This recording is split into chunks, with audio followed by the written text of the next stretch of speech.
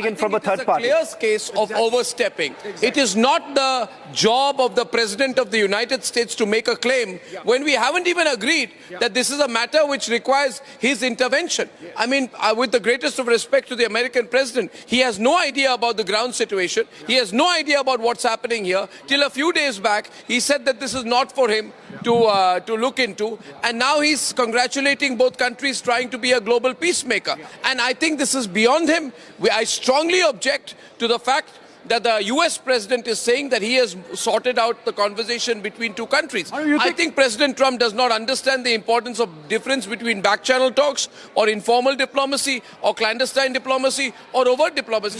Somebody should think this is typical Trump overreach? This is typical Trump overreach. This is typical Trump overreach at a time when he does not have a mandate to do so. And I think it becomes incumbent right now for the government to start the press conference, which we were promised at 5:30. If this was a calibrated announcement, which I do not know anything about, then really we will hear, we will go, Republic will go by what our Prime Minister says. Republic will go by what the Foreign Secretary of India says and what the Indian forces says. It is wrong for Donald Trump to go out and make an announcement, but this is typical. And the fact that he's saying, and the fact, Arnab, he's saying that overnight negotiations, while we had the worst of fighting between the two sides. Where are the negotiations overnight?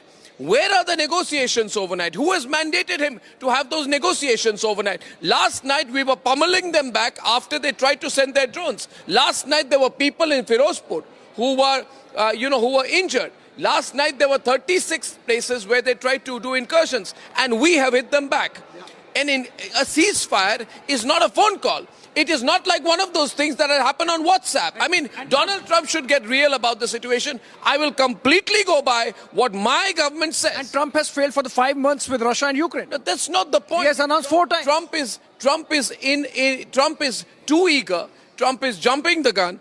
And I do not believe that this can be the kind of announcement that can be taken seriously as an announcement. And that's why I came on air to say this, that ऐसा नहीं होता है कि आप informally announce करें, you take a role for yourself, and 2 days back. And the Americans seem to be heavily invested because Secretary Marco Rubio is now posting saying over the last 48 hours, Vice President Vance and I don't buy this.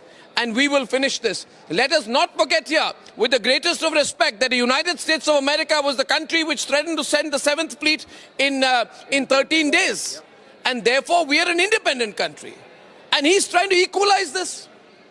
How on earth can Trump equalize between what has happened in Pahalgam and what has happened thereafter? It's clear case of overreach. Clear overstretch. I'm sorry I'm going to have to go. You can take this forward. But we are going to be on conversation with our channels in the government. Absolutely.